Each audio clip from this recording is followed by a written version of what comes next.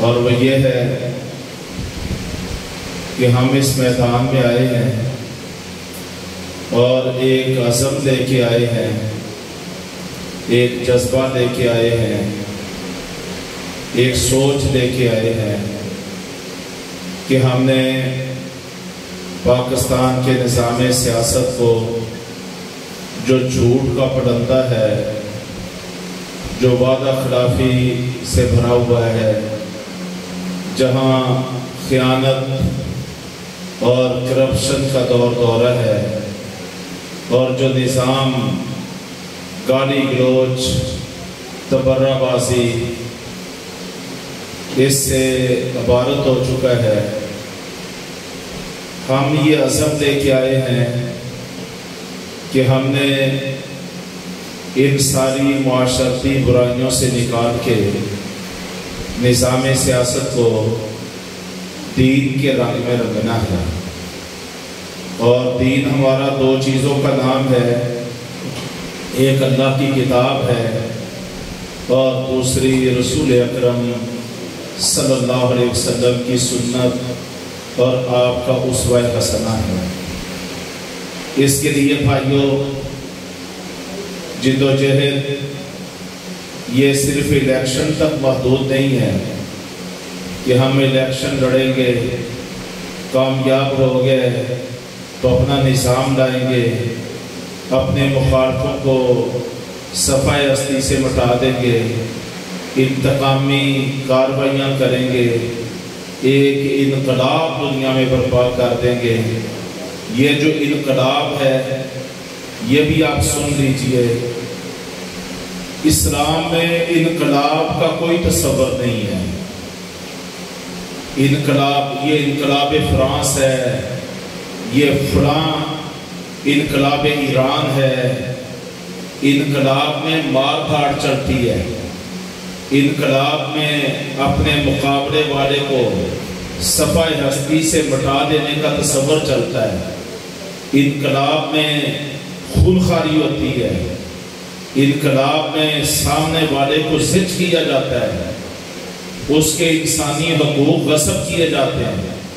جبکہ قرآن کی تعلیمات اگر آپ پڑھیں، انبیاء علیہ السلام کی سیرتوں کو پڑھیں، تو آپ کو مکی صورتوں میں ایک لفظ بڑی کثرت سے استعمال ہوتا ہوا ملے گا، اور وہ لفظ ہے اصلاح۔ ان اریدو الا الاصلاح ما استطعت وما توفیقی الا باللہ علیہ توکلت والیہ انیب۔ قرآن میں اللہ نبیوں کی زبانی فرماتے ہیں کہ بھئی ہم تو اصلاح کرنے آئے ہیں، اور ہمارے پیارے پیغمبر صلی اللہ علیہ وسلم کی ساری زندگی اور بالخصوص مکی مدنی زندگی اور اس سے بھی زیادہ جناب فتوحات کی زندگی، آپ صلی اللہ علیہ وسلم نے اپنی زندگی میں کبھی انتقامی کارروائیاں نہیں کی۔ میں نے بخاری اور مسلم میں پڑھا، صحابہ بیان کرتے ہیں کہ ہم نے ساری زندگی آپ کو دیکھا، آپ اپنی ذات کے لیے کسی سے انتقام نہیں لیا کرتے تھے۔ ہاں، جب اللہ کی حدود اور اللہ کے دین کا معاملہ ہوتا تو وہاں پہ آپ صلی اللہ علیہ وسلم یعنی ایمانی غیرت کا مظاہرہ کیا کرتے تھے۔ اللہ کی حدود اور احکام میں آپ کمزوری نہیں دکھایا کرتے تھے، آپ کسی مداہنت کا مظاہرہ نہیں کیا کرتے تھے، لیکن اپنی ذات، اپنی خواہشات، اپنے ذاتی مفاد، اس کی بنیاد پہ کسی کی جان کو، اس کی عزت اور وقار کو کسی انتقام کی بھینٹ نہیں چڑھایا کرتے تھے۔ یہ ہمارے پیارے پیغمبر علیہ السلام کی سیرت ہے۔ تو سیاست دو طرح کی ہوتی ہے، ایک سیاست روایتی سیاست ہے جو آج جس کے مظاہر ہم دیکھتے ہیں کہ جو قوت میں آتا ہے وہ اپنے مدعے مقابل کو گراتا ہے، اس کو جیلوں میں بند کرتا ہے، اذیتوں کے پہاڑ توڑتا ہے، توڑ پھوڑ کرنے کی کوشش کرتا ہے، اور کچھ وقت آتا ہے کہ وہ جو جیلوں میں پڑے ہوتے ہیں وہ دوبارہ قوت میں آ جاتے ہیں، وہ جناب پہلے انتقام کا نشانہ بنانے والوں کو انتقام کا نشانہ بناتے ہیں۔ ہمارے ملک میں یہ نظام رائج ہے، اس کو تھانے کچہری کا نظام کہہ لو، اس کو انتقام کا نظام کہہ لو، اس کو انقلاب کا سسٹم کہہ لو، لیکن ہمارا دین ان سارے حالات و واقعات اور ادوار سے برات کا اعلان کرتا ہے۔ تو ہم اللہ کے فضل و کرم سے اس مرحلے پر اس میدان میں آئے ہیں۔ مصطفیٰ آباد کے بھائیوں، گرد و نواح سے آنے والے، تشریف لانے والے ساتھیوں، میں اپنی سوچ جو جماعت کی سوچ ہے وہ آپ کو عرض کرنے لگا ہوں۔ ہم نے اللہ کے فضل و کرم سے کوئی صرف الیکشن لڑنا، جیت جانا، اپنا نظام قائم کر دینا، یہ ہمارا واحد ہدف نہیں ہے، بلکہ ہم ایک لمبی جد و جہد کرنے کے لیے اس میدان میں آئے ہیں، اور اس جد و جہد کا خلاصہ کیا ہے اور اس کا بنیادی ہدف اور ٹارگٹ کیا ہے کہ ہم نے بے دینی کی سیاست، بے ایمانی کی سیاست، بددیانتی کی سیاست، جھوٹ اور دھوکہ دہی کی سیاست، لوٹ کھسوٹ کی سیاست، اس ساری سیاست کو ہم نے اللہ کے فضل و کرم سے اس کی اصلاح کر کے اس کو قرآن کے رنگ میں رنگنا ہے، نبیوں کی سیرت و کردار کے رنگ میں رنگنا ہے، خلفائے راشدین کے عہد میں ہونے والی وہ سیاست علی منہاج النبوہ کے رنگ میں انشاءاللہ العزیز رنگنا ہے۔ یہ ایک جد و جہد ہے، اس کے لیے مسلسل ورک ہے، اس کے لیے محنت ہے، اس کے لیے بھاگ دوڑ ہے، اس کے لیے سوچ کو مستقیم کرنے کی ضرورت ہے۔ اللہ رب کریم ہمیں اس کی توفیق عطا فرمائے۔ مشکلات ہیں، بڑی رکاوٹیں ہیں، بڑی پابندیاں اور قدغنیں ہیں، اور میں سمجھتا ہوں بہت بڑا المیہ یہ ہے کہ 76 سال میں ہماری یہاں پہ بڑی کثرت سے 3 نسلیں ایسی تیار ہو گئی ہیں، 3 نسلیں کہہ لیں یا 4 نسلیں کہہ لیں، جن کا نظریے کے ساتھ، جن کی سیاست کا عقیدے کے ساتھ، جن کی سوچ کا ایمان کے ساتھ، جن کی فکر کا قرآن کے ساتھ دور دور تک کوئی تعلق نہیں نظر آتا، وہ پیدا ہوئے، وہ 3-4 سال کے ہوئے، ان کو جن تعلیمی اداروں کے سپرد کیا گیا، وہاں پہ الہاد کی تعلیم تھی، بے دینی کی تعلیم تھی، وہ جہاں تک چلتے چلے گئے، اگر وہ LLB تک پہنچے ہیں تو ان کو باقاعدہ پریکٹس کروائی گئی، 4 سال 6 سال ان کو مشق کروائی گئی کہ جھوٹ کو سچ کیسے بنانا ہے، سچ کو جھوٹ کیسے بنانا ہے۔ آپ دیکھ لیجئے، ہمارے نظام تعلیم کو دیکھ لیجئے، اس کا جائزہ لیجئے، آج جھوٹ اور کرپشن، لوٹ کھسوٹ، آپ نے حلال کو حرام کیسے بنانا ہے، حرام کو حلال کیسے کرنا ہے، اس کے لیے باقاعدہ فتوے دینے والے موجود ہیں، اس کے لیے باقاعدہ ہزارہ ادارے جناب اس کرپشن کی باقاعدہ ٹریننگ دینے والے یہ ہمارے ملک میں موجود ہیں۔ آپ یہ کہہ لیجئے بنیادیں جو ہیں وہ جھوٹ پہ ہیں، بنیادیں دھوکے پہ ہیں، بنیادیں کرپشن پہ ہیں، بنیادیں گالی گلوچ پہ ہیں، بددیانتی اور خیانت پہ ہیں۔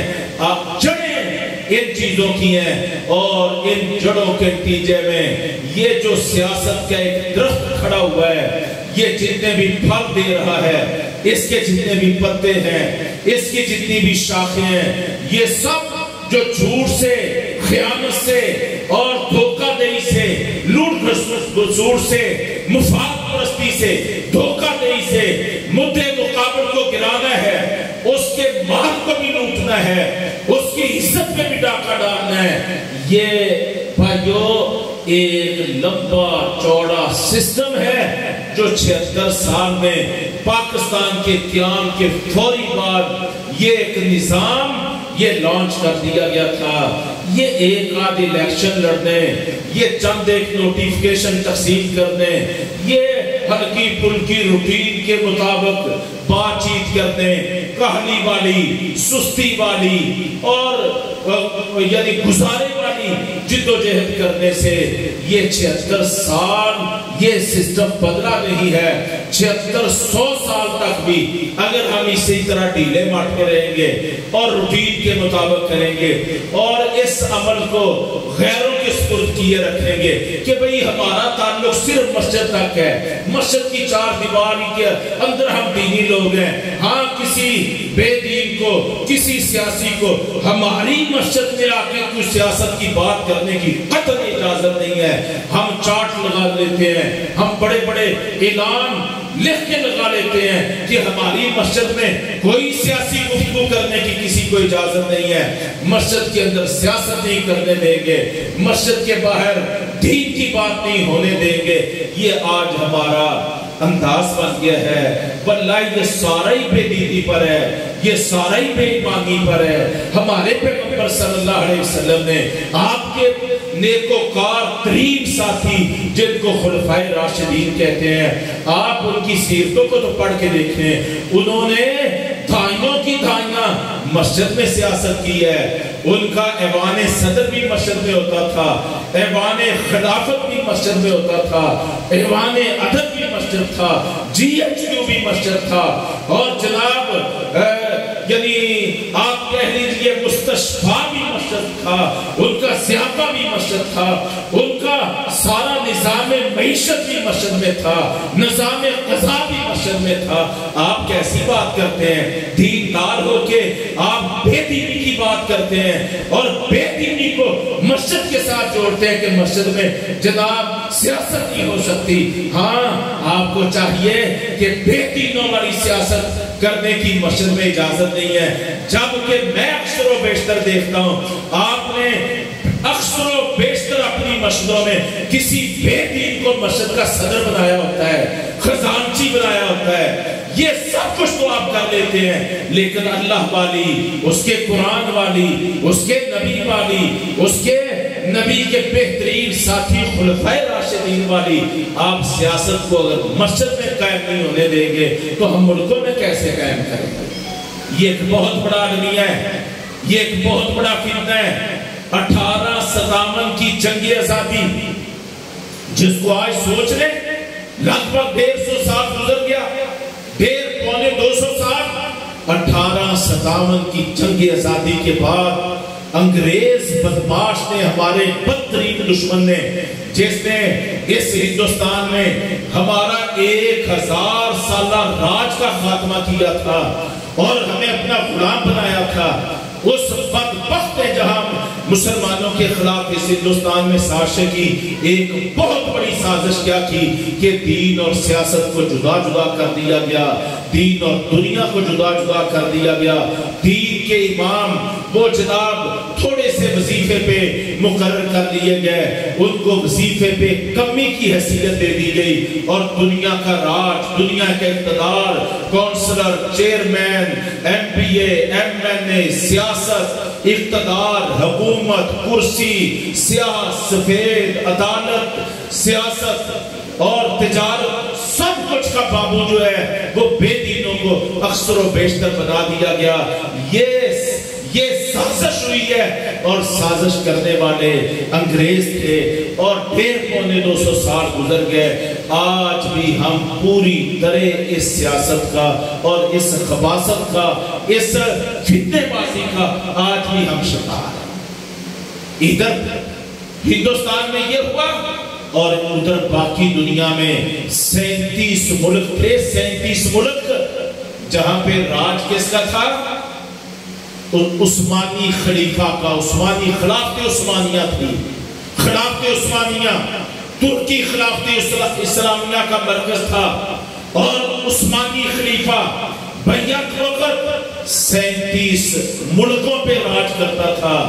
اس کو معزول کر کے کس کو لایا گیا؟ کمال اتا ترک. کس کو لایا گیا؟ کمال اتا ترک. کمال اس کا نام تھا، اور اتا ترک یہ ترکی زبان میں کہتے ہیں ترکوں کا باپ. اتا ترک کا معنی کیا ہے؟ ترکوں کا باپ. کمال اتا ترک کو لایا گیا. ایک بندہ انہوں نے تیار کیا تھا برطانیہ کی فیکٹریوں میں، کارخانوں میں، اس کی لیبارٹریوں میں. اس کا نام تھا کمال. اس کو اتا ترک بنایا گیا. جناب عثمانی خلافت کی جگہ کمال اتا ترک کو لایا گیا. ایک اپنا پرزہ لا کے 37 ملکوں کو 37 ٹکڑوں میں بانٹ دیا گیا اور ہر ٹکڑے پر الگ الگ یلغار کی گئی، مارا گیا، پیٹا گیا اور ملکوں کے ملک اور کروڑوں مسلمان موت کے گھاٹ اتار دیے گئے. کہیں برطانیہ چڑھ دوڑا، کہیں فرانس نے حملہ کر دیا، کہیں کس دشمن نے حملہ کر دیا اور خلافت کے بغیر، خلیفہ کے بغیر مسلمان لامارس ہو گئے. ٹکڑوں ٹکڑوں میں یہ بٹے ہیں اور اسی فتنے کا شکار کمال اتا ترک نے آتے ہی اعلان کیا کہ ترکی صرف ترکوں کا ہوگا. ترکی سے باہر مسلمانوں کے ساتھ جو ہو جائے ہمیں کوئی سروکار نہیں ہے. اور ترکی کا معنی کیا ہوگا؟ ہم ایک ترک قوم ہیں، ہم ایک ترک قوم ہیں. ہماری سوچ ترکی سے شروع ہوگی، ترکی پہ جا کے ختم ہوگی. ہمیں کوئی سروکار نہیں ہے کہ بیت المقدس کے ساتھ کیا ہوتا ہے، قبلہ ملک کا کیا حشر نشر ہوتا ہے، دنیا بھر میں پھیلے ہوئے مسلمانوں کا کیا انجام ہوتا ہے. ہم صرف ترکی کا سوچیں گے، ایک قومیت کی بنیاد پہ آگے بڑھیں گے. ہمیں کوئی دین سے سروکار نہیں ہوگا، کہیں اذان نہیں ہونے دیں گے، اللہ اکبر کی صدا نہیں بلند ہونے دیں گے، قرآن نہیں پڑھایا جائے گا. اور جناب قرآن کی تعلیم نہیں ہوگی. کوئی کسی کو داڑھی رکھنے کی اجازت نہیں ہوگی، کسی عورت کو پردہ کرنے کی. ایک فرد دشمنوں نے لانچ کیا. بھائیو پوری دنیا کا نقشہ بدل گیا. ادھر ہندوستان میں انگریز خود پہنچ گئے، ادھر ترکی میں کمال اتا ترک کو کھڑا کر دیا گیا. اور نتیجہ کیا ہوا کہ امت مسلمان صدیوں سے جو دنیا پہ راج کر رہی تھی، درجنوں ملکوں پہ اس کا نظام قائم تھا. یہ اخوت کے جذبے میں پروئے ہوئے تھے اور چوہے کاٹتا جو کابل میں ہندوستان کا ہر پیر و جوان بے تاب ہو جاتا تھا. یہ سلسلے رک گئے، ہر ایک کو آپو اپنی پڑ گئی، اپنی مصیبتوں میں پڑ گئے. اور نتیجہ آج ہمارے سامنے ہے. سوچیں بھی بدل گئی، فکر بھی بدل گئی، انداز بھی بدل گئے، مزاج بھی بدل گئے اور آج ہم یہاں ہیں. بھائیو یہ میں نے ایک پس منظر آپ کے سامنے بیان کیا ہے. یہ ہے چیلنج، یہ چیلنج ہے. ابھی تک وہی رفتار چلی آ رہی ہے. یہ جن کو آپ حکومت دیتے ہیں، ووٹ کے ذریعے کامیاب کرتے ہیں، کبھی آپ کامیاب کر دیتے ہیں، کبھی دنیا کو جناب لے آتی ہے. تو یہ حکمران نہیں ہوتے. جن کو میں اور آپ اپنا حکمران سمجھتے ہیں نا، یہ حکمران نہیں ہوتے. یہ جی حضورے ہوتے ہیں، یہ یس سر ہوتے ہیں، یہ غلام ہوتے ہیں، یہ ہمارے حکمران بنتے ہیں. یہ عالمی استعماری قوتوں کے غلام ہوتے ہیں. وہاں یس سر کے علاوہ کچھ نہیں ہے. قوم مرتی ہے مر جائے، ان کے جانیں جاتی ہیں چلی جائیں، یہ خود کشیوں پہ اترتے ہیں اتر جائیں، اور یہ فاقہ مست بنتے ہیں بن جائیں. ان حکمرانوں کو ہمارے سے کوئی سروکار نہیں ہے. یہ ووٹ ہمارے لیتے ہیں، دعویٰ ہمارے حکمران ہونے کا کرتے ہیں، لیکن یہ نوکر ہیں، یہ غلام ہوتے ہیں. ان کی کہیں بھی سوچ میں آزادی نہیں بھری ہوئی، غیرت اور خودداری نہیں بھری ہوئی. ہمیں کوئی ایک چیلنج درپیش ہے تو ہم بھائیوں بہت ایک پختہ عزم کے ساتھ آئے ہیں. چیلنج بہت ہیں، رکاوٹیں بہت ہیں، قدم قدم قیامتیں ہیں، صعوبتیں ہیں، مسافتیں ہیں، ہر طرف رکاوٹیں، یہ سب کچھ موجود ہے. لیکن ہم کھڑے ہو گئے ہیں، ہم میدان میں آ گئے ہیں. قرآن ہمارا دستور ہے، نبی کریم صلی اللہ علیہ وسلم کی سیرت ہمارا قانون ہے، ہمارا نظام ہے. آپ کی سنت ہم نے نبی کریم صلی اللہ علیہ وسلم کی سنت کو آئینی حیثیت دینی ہے، قرآن کی بہترین تفسیر بھی ہے، قرآن کی بہترین تشریح بھی ہے۔ آج 15ویں صدی میں اگر دنیا امن چاہتی ہے، پاکستان میں آپ سلامتی چاہتے ہیں، معاشی استحکام چاہتے ہیں، سارے فتنوں سازشوں کا قلق کرنا چاہتے ہیں، تو میں آپ سے کہتا ہوں قرآن کو دستور بنا لو، نبی کریم کی سنت کو آئین تصریح کر لو، انشاءاللہ دنوں میں، ہفتوں میں، مہینوں میں آپ کے سارے مسئلے حل ہو جائیں گے، ہر طرف امن کا دورہ بھی ہو جائے گا، معاشی استحکام بھی ہو جائے گا، ہم ایک عزت مند قوم بن جائیں گے، غیرت مند طاقت بن جائیں گے، کسی پاکستان کے دشمن کو ہماری طرف میلی نگاہ سے دیکھنے کی جرت بھی نہیں ہوگی۔ یہ ہے ہماری دعوت، یہ ہے ہماری سوچ، یہ ہے ہماری فکر۔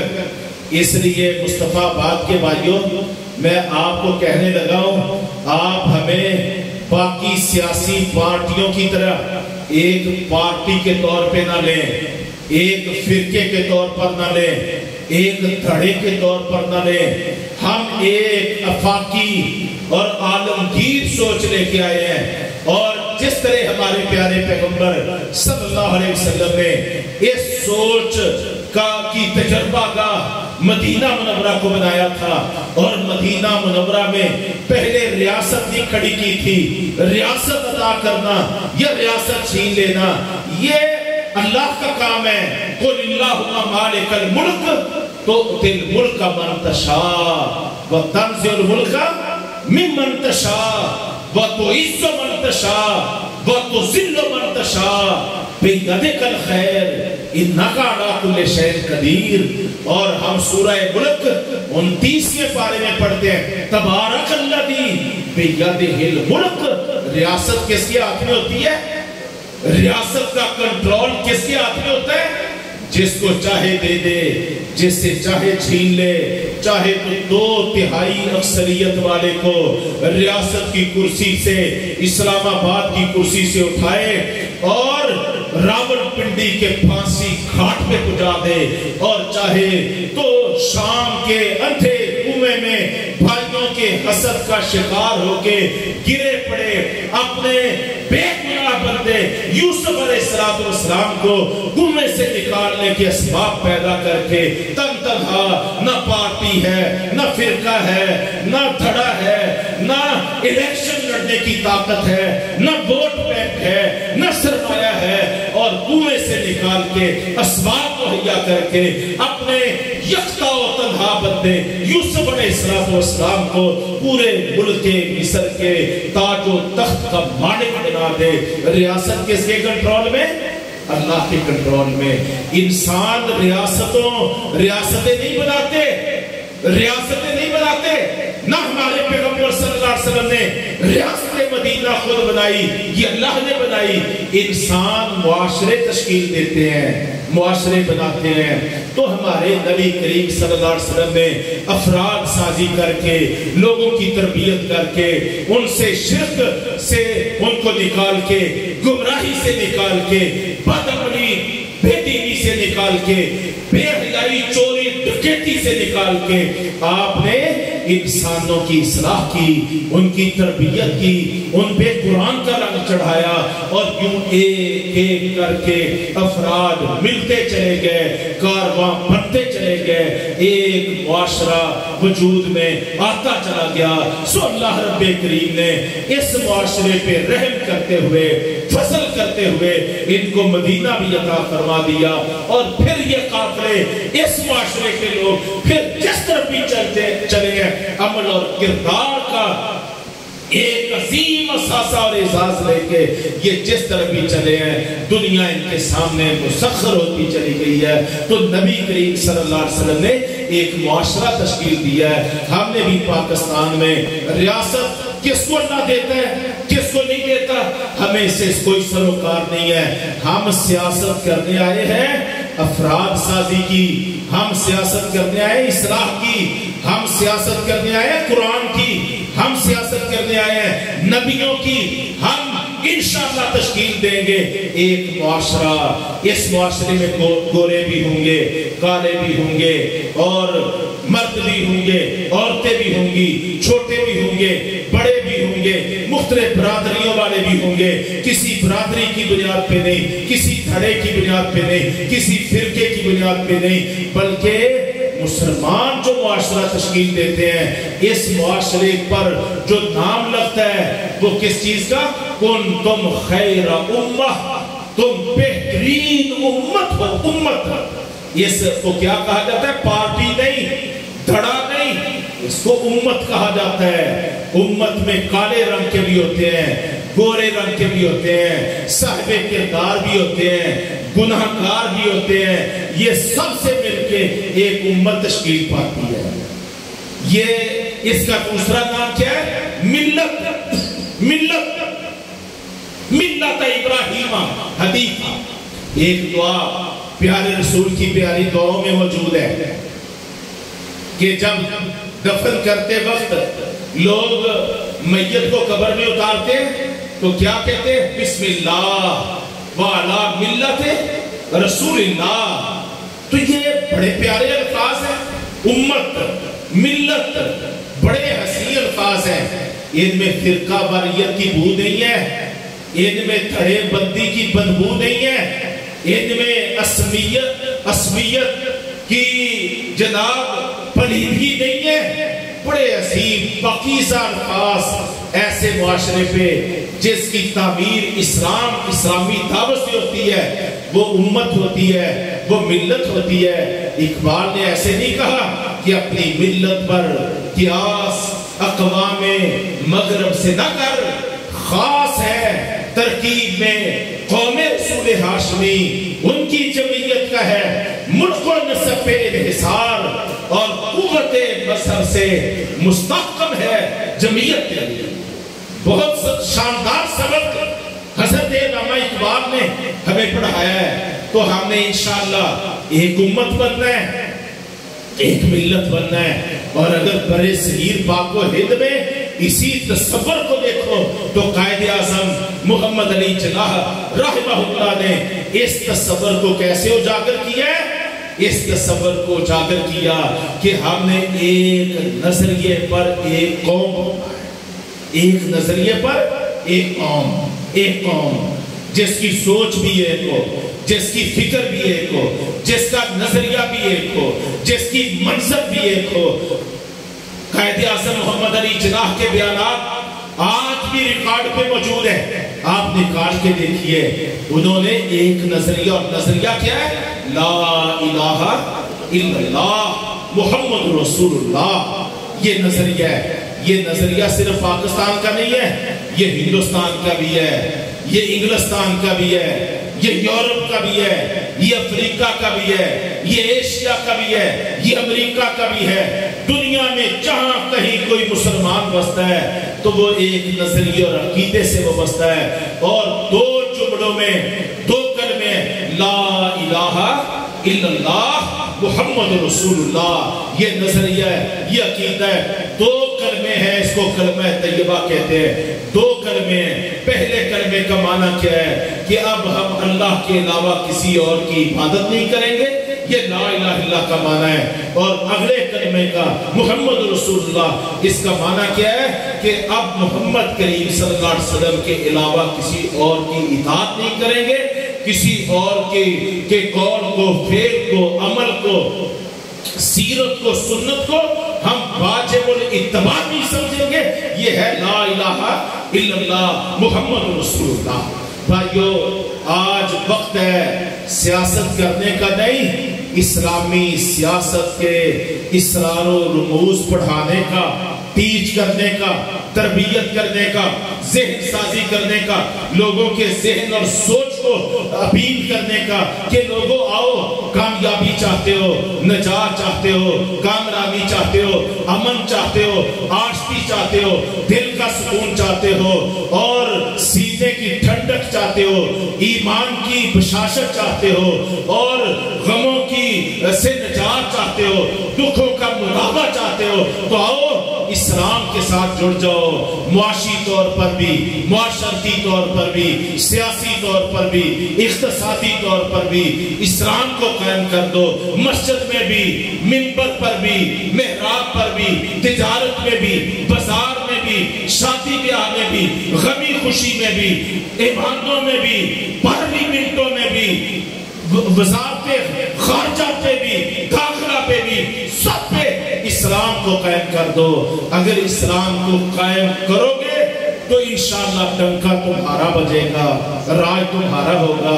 نبی کریم صلی اللہ علیہ وسلم نے دنیا کے سب سے بڑے بادشاہ ہرقل کے نام جو خط روانہ کیا تھا، اس کے الفاظ کیا تھے؟ اسلم تسلم۔ دو الفاظ پہ غور کریں، اسلم تسلم۔ تو اسلام کے سامنے فرما برداری اختیار کر لے، اسلام کے سامنے مطیع فرما ہو جا، تسلم۔ یہ تیری ریاست، سلطنت، سپر میسی، یہ تیری جناب رومنی پیر جو عراق سے شروع ہوتی ہے، عراق بھی، شام بھی، لبنان بھی، اور یمن بھی، اردن بھی، جناب مصر بھی، اور آگے فلسطین بھی، اور اس سے آگے پورا یورپ اور مغرب بھی تیری سب سے بڑی رومنی پیر ہے۔ ہمیں تیری حکومت، طاقت، تیرے تاج و تخت سے کوئی سروکار نہیں۔ اے ہرقل، تو اسلام کے سامنے جھک جا، تیری ساری جناب رومنی پیر ہم تیرے ہی سپرد کر دیں گے، نہ کوئی مال غنیمت لیں گے، نہ کشور کشائی میں شیئر ہولڈر بنیں گے، ہمیں کسی چیز سے کوئی سروکار نہیں ہے۔ بس تو اسلام کا فرما بردار بن جا، کلمہ پڑھ لے، اللہ کے دین کے دائرے میں آ جا، یہ ساری سلطنت بھی تیری، یہ تاج و تخت بھی تیرا۔ یہ صحیح بخاری میں الفاظ ہیں، اسلم تسلم۔ یہ ہے اسلام کی سیاست، یہ ہے بھائیو اسلام کی سیاست۔ اللہ ہمیں یہ کرنے کی، اس میں چھیڑا جھپٹی نہیں ہوتی، اس میں لوٹ کسوٹ نہیں ہوتی، اس میں مفاد پرستی نہیں ہوتی، اس میں مار دھاڑ نہیں ہوتی، اس میں وسعت ضربی ہوتی ہے۔ اس میں سب سے بڑا ٹارگٹ اور ہدف وہ اسلام ہوتا ہے، اللہ کا پیغام ہوتا ہے، اس کی عبادت کو قائم کرنا ہوتا ہے، اس کے رسول صلی اللہ علیہ وسلم کی اطاعت اور فرما برداری کو قائم کرنا ہوتا ہے۔ اب تک 76 سال میں ہم نے مسجدوں میں بیٹھ کے خطبے سن کے، درس قرآن و حدیث سن کے ایک محدود دائرے میں یہ کام کیا ہے۔ سیاست محدود دائرے کو ختم کر کے ہر گلی میں جانا، ہر فرد تک اپروچ پانا، ہر برادری تک جانا۔ میں یہ سمجھتا ہوں یہ الیکشن کا جو انداز ہے، یہ اس کا بہترین طریقہ ہے کہ ووٹ کی بنیاد پہ ایک امیدوار، ایک جماعت، اس کو ضرورت ہوتی ہے کالے کا ووٹ بھی، گورے کا ووٹ بھی، شیخ الحدیث اور شیخ القرآن کا ووٹ بھی، ایک عام انسان کا ووٹ بھی، سب کا برابر ہوتا ہے، سب قیمتی ہوتے ہیں۔ تو ضرورت ہوتی ہے ہر فرد تک جانے کی۔ باقی لوگ جائیں گے، باقی پارٹیاں جائیں گی، لیکن مفادات کی بنیاد پہ جائیں گی۔ بھئی تجھے باپڈا میں لگا دیں گے، تیرے بیٹے کو پولیس میں بھرتی کروا دیں گے، تمہارا کھمبا لگوا دیں گے، تمہارا میٹر لگوا دیں گے، تمہاری نالی بنوا دیں گے، تمہاری سولنگ لگوا دیں گے، تھانے کچہری میں تمہارا بیٹا چوری ڈکیتی کر کے آئے گا، ہم فوراً فون کریں گے، اس چور ڈاکو کو چھوڑ دو، اس کا ہماری پارٹی اور بڑے سے تعلق ہے۔ تمہیں کوئی تھانے کچہری میں کوئی روکنے ٹوکنے اور پوچھنے والا نہیں ہوگا۔ باقی سب نے یہ کام کرنا ہے۔ ہم نے انشاءاللہ اس سے اچھا، بہتر، مثبت اور اعلیٰ اور افضل کام کرنا ہے کہ لوگوں کو ذہنی طور پر قرآن کے ساتھ جوڑنا ہے، پاکستان کے ساتھ جوڑنا ہے۔ ہم نے قرآن کی سیاست کرنی ہے، ہم نے پاکستان نیت کی سیاست کرنی ہے، ہم نے ہر فرد کو عزت اور وقار سے مالا مال کرنے کی سیاست کرنی ہے۔ ہماری سیاست توڑ والی نہیں بلکہ جوڑ والی ہے، ہر ایک کو ہم نے جوڑنا ہے۔ بھائیو، اس کے لیے آپ سب کو ایک کردار ادا کرنا ہے۔ ابھی 8-10 لوگوں کو جناب نوٹیفیکیشن دیا گیا ہے، پیپر ان کو دیا گیا ہے، ان کی ذمہ داریوں کا اعلان کیا گیا ہے۔ ایک ذمہ داریاں ہم نے تفویض کی ہے کہ حاجی صاحب، چودھری صاحب، آپ سرپرست ہوں گے، آپ صدر ہوں گے، آپ یوتھ کے ہوں گے، آپ جناب اسٹوڈنٹس کے ہوں گے، آپ جناب سیکٹری جنرل ہوں گے۔ ایک ہم تقسیم کر رہے ہیں، ایک وہ ذمہ داری ہے کہ جو اللہ نے تقسیم کر دی ہے. کنتم خیر امہ اخرجت للناس تأمرون بالمعروف وتنہون عن المنکر وتؤمنون باللہ. اور ایک ذمہ داری ہے جو نبی کریم صلی اللہ علیہ وسلم نے تقسیم کر دی ہے. الا کلکم رائن، الا کلکم رائن. آپ فرماتے ہیں بخاری مسلم میں، آگاہ ہو جاؤ میرے امتیوں، تم میں سے ہر ایک ہی صدر ہے.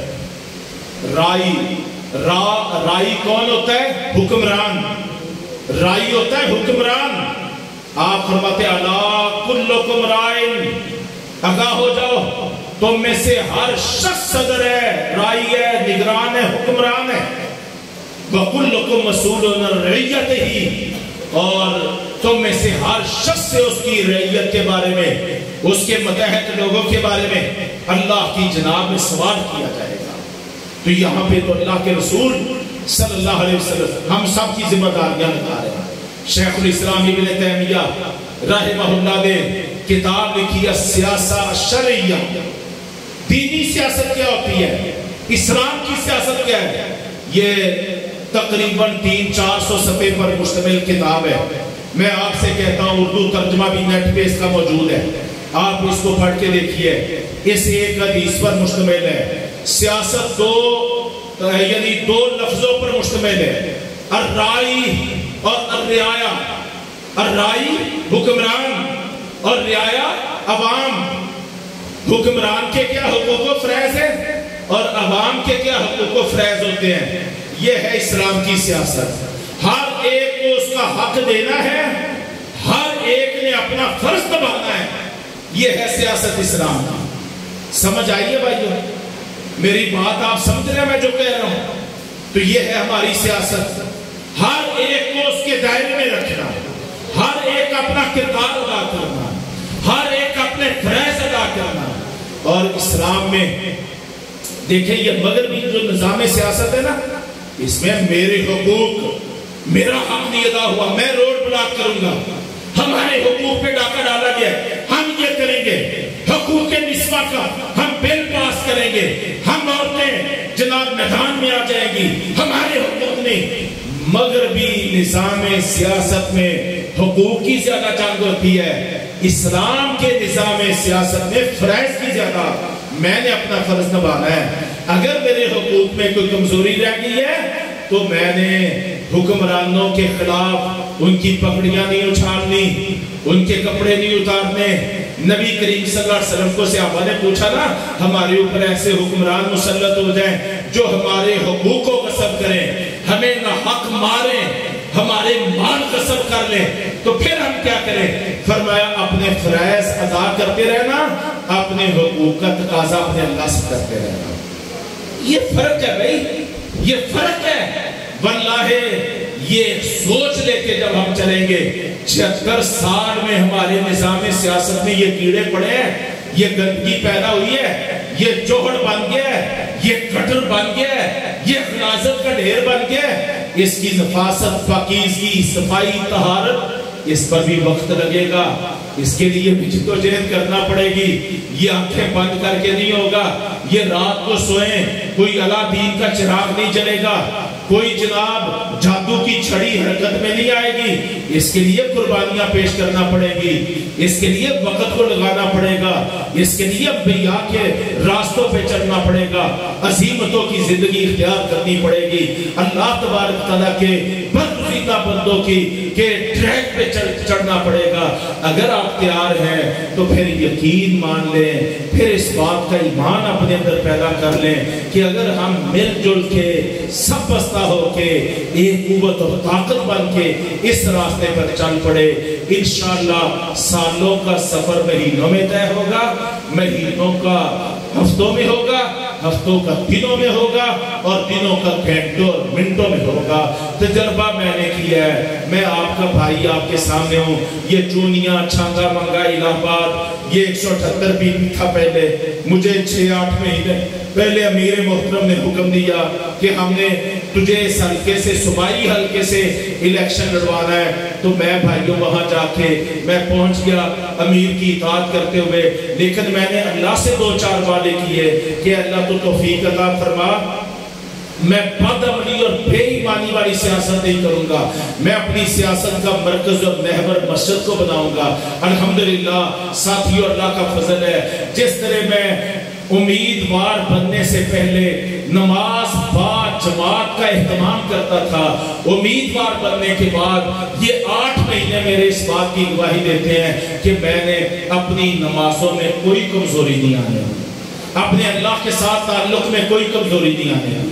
میں نے اپنے حلقے کی سیاست کو گلیوں سے کوچوں سے ادھر سے ادھر سے کھینچ کے الحمدللہ میں لوگوں کو ایک بڑی تعداد میں اس سوچ پہ لے آیا ہوں کہ میں نے لوگوں کو کھینچ کے یہ پاور کروا دیا ہے کہ مسجد کے ساتھ بھی سیاست کا فریضہ ادا کیا جا سکتا ہے، 5 وقت کی نماز کے ساتھ بھی سیاست کی جا سکتی ہے، سیاست کو اسلام کے رنگ میں کیا جا سکتا ہے، کامیابی سے آگے بڑھا جا سکتا ہے۔ جو لوگ ہمیں پٹیاں پڑھاتے تھے بھئی مسجد کا سیاست سے تعلق نہیں ہوتا، دین کا سیاست سے تعلق نہیں ہوتا، یہ واضح ارشاد کا سیاست سے تعلق نہیں ہوتا، وہ اس وقت کہتے ہیں آپ بالکل ٹھیک کر رہے ہیں، آپ بالکل ٹھیک چل رہے ہیں، آپ کی کمپین ہم دیکھ رہے ہیں، آپ بالکل صحیح جا رہے ہیں۔ الحمدللہ میں اللہ کا شکر ادا کرتا ہوں۔ ایک کام تو میں نے یہ کیا ہے، اپنے حلقے میں سیاست کو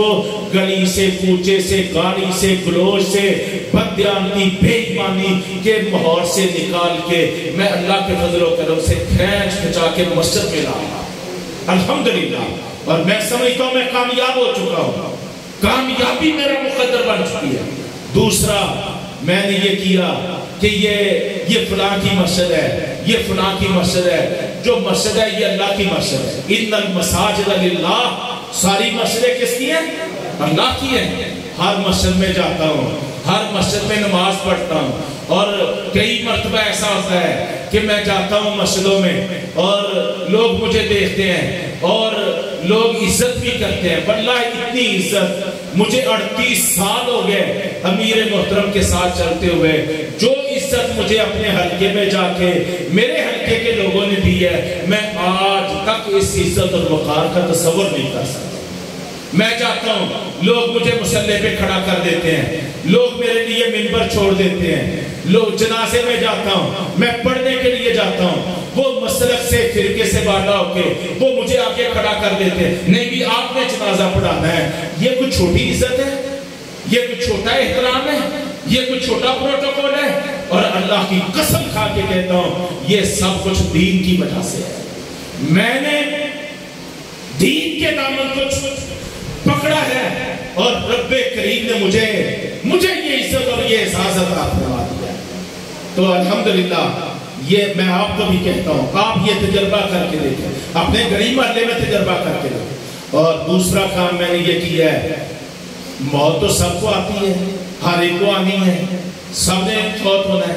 ہمارے نبی کریم صلی اللہ علیہ وسلم میت کا جو اکرام کرتے تھے ہم تو اس کا تصور نہیں کر سکتے۔ احادیث میں آتا ہے یہودی فوت ہوا ہے، اس کا جنازہ جا رہا ہے، ہمارے پیغمبر صلی اللہ علیہ وسلم کو بتایا گیا یہودی کا جنازہ ہے، آپ میت کے اکرام میں بیٹھے ہوئے تھے، آپ یہودی کی میت کے اکرام میں بھی کھڑے ہو گئے، اس کا عمل تو اس کے ساتھ ہے، اس کا عمل تو اس کے ساتھ ہے، لیکن ایک میت کے اکرام ہے۔ منافق رئیس المنافقین عبداللہ بن ابی، آپ قرآن میں پڑھیں، کہیں اللہ اس کو مشرک قرار دیتا ہے، کہیں اللہ اس کو کافر کہتا ہے، کہیں فاسق کہتا ہے، منافق کہہ کے تو اللہ نے جناب حد کر دی ہے اس کی مذمت کرتے ہوئے، لیکن آج وہ مرا ہے، اللہ کے پیغمبر اس کا جنازہ بھی پڑھا رہے ہیں۔ اور مزے کی بات یہ ہے جنازے میں تو لوگ جناب منہ رکھنے کے لیے چلے جاتے ہیں، اللہ کے پاک پیغمبر صلی اللہ علیہ وسلم کو اس کا بیٹا کہتا ہے اللہ کے رسول اگر آپ اپنی قمیض اتار کے مجھے دے دیں تو میں یہ چاہتا ہوں میرا یہ باپ اس کے کفن کے طور پہ آپ کی قمیض پہنائی جائے۔ بھائیو قبرستان میں موجود ہے، عبداللہ بن ابی کی میت کو قبر میں اتار دیا گیا ہے۔ یہاں سے امام بخاری نے یہ مسئلہ نکالا ہے کہ کسی بھی ضرورت کی وجہ سے میت کو قبر سے دوبارہ سے نکالا جا سکتا ہے، تو عبداللہ بن ابی کی میت کو نکالا گیا ہے، نکال کے اللہ کے نبی نے اپنی قمیض اتاری ہے اور اس کو کفن کے طور پہ کس کو پہنایا جا رہا ہے؟ عبداللہ بن، ذرا یہ نام اونچی بولے، عبداللہ بن ابی۔ آج ہم کتنوں کو منافق سمجھتے ہیں، کتنوں کو فاسق فاجر سمجھتے ہیں۔ جتنی عبداللہ بن ابی کی تردید میں، مذمت میں قرآن میں آتے ہیں، اتنا شاید برا ہمارے معاشرے میں کوئی بھی نہ ہو، لیکن ہم نے بڑی اونچی اونچی دیواریں بلند کھڑی کی ہوئی ہیں، بڑی اونچی اونچی دیواریں کھڑی کی ہوئی ہے۔ میں آپ کو بھی کہتا ہوں الحمدللہ میں نے تو یہ مزاج بنایا ہے، ہر ایک کے جنازے میں جانا ہے، ہر ایک کے جنازے میں جانا ہے، ہر ایک کو کھلے ہاتھوں کے ساتھ، مسکراتے چہرے کے ساتھ ملنا ہے، بھائیوں کی خوشیوں میں، ان کی خوشیوں میں شریک ہونا ہے، ان کی غمیوں میں غمگین نظر آنا ہے، ان میں بھی شامل ہونا ہے، خوشی غمی میں شرکت کرنی ہے۔ اللہ رب کریم اس کا مجھے بہت بڑا اجر اور صلہ عطا فرما رہا ہے۔ تیسرا کام ہماری یوتھ ہے۔ یوتھ جو ہے یہ گیم چینجر، اس کو آپ کہہ لیں گیم چینجر۔ تو الحمدللہ ہم اپنی یوتھ پر بھی توجہ دے رہے ہیں، ہم ان کے ساتھ بھی ایکٹیویٹیز میں شریک ہو رہے ہیں۔ جہاں کوئی ٹورنامنٹ ہوتے ہیں، نوجوان ہمیں بلاتے ہیں، ہم وہاں پہ جاتے ہیں، ان کو اللہ رسول کی بات بھی کرتے ہیں، ان کو پاکستان کا ایک مفید اور غیرت مند، جنگی، بہادر، صحت مند اور دلیر شہری بننے کی تلقین بھی کرتے ہیں، اور ایک قوم اور نظریے سے وابستہ ہونے کی ان کو نصیحت بھی کرتے ہیں۔